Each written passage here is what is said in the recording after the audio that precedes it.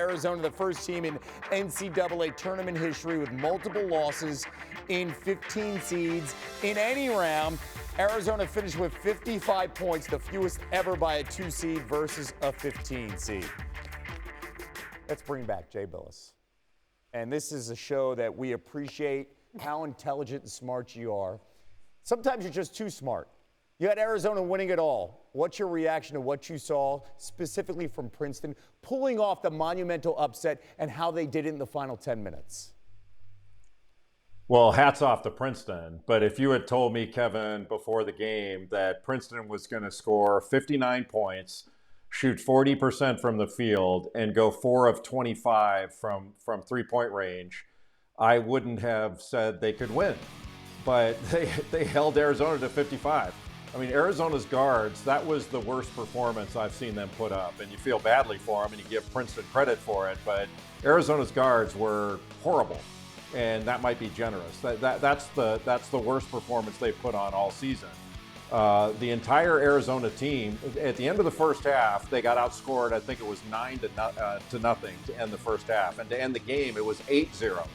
And so that's a 17 to nothing run to end the two halves.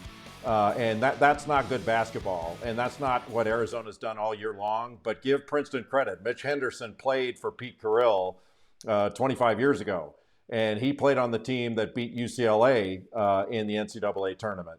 And now he, as head coach of the Princeton Tigers, beats a fellow Pac-12 team, a number 2 seed, the Arizona Wildcats. Just a stun.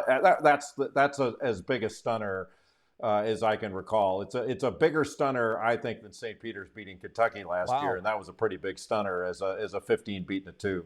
Kansas wins 96-68 off of Dick's 19 points and 11 rebounds, and they roll as most people expected that they would, as we bring Jay Bilas back in now. Still up in the air whether or not we're going to see Bill Self back for Kansas' a second-round game. What impact could that have come Saturday, Jay?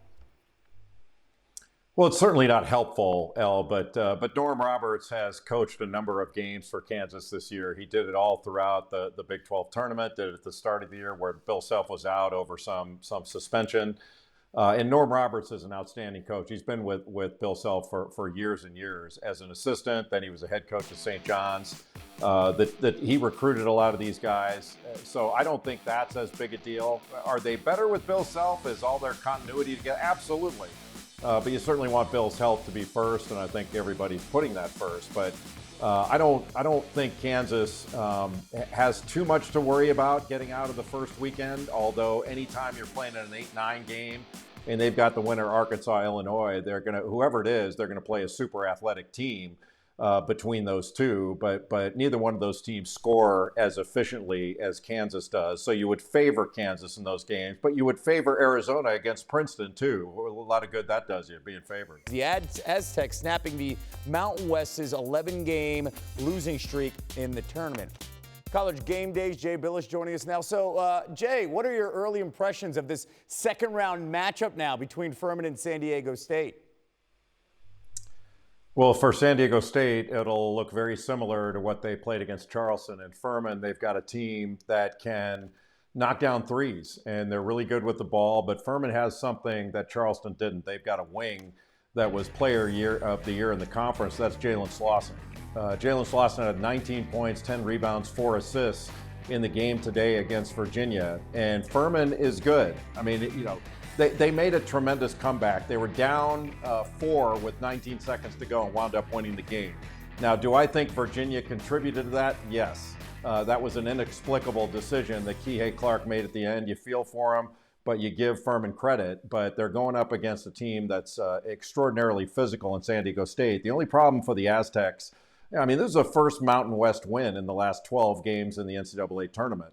They're now 1-11 in their last 12 as a conference, and San Diego State got it today against Charleston. But San Diego State does not score easily. They only had one player against the Charleston Cougars in double figures. That was Matt Bradley. So they're going to have to be more efficient on the glass. and more efficient with their offense. I don't think scoring 63 points is going to do it against Furman. You notice not shown here, Brandon Miller, 0 for 5 from the field, 3 turnovers. Certainly had a tough game. Nate Oates, his head coach, said that he is suffering from a groin injury, so that certainly is something to pay attention to as we welcome Jay Bilas back in with us. What would Maryland need to do just to have a fighting chance against the #1 overall seed Tide? Well, you would think because Alabama scores the ball so efficiently and they're so good from the three-point line that you just have to guard the three-point line. But with Alabama, you have to guard the ball. They get a lot of their threes off of penetration.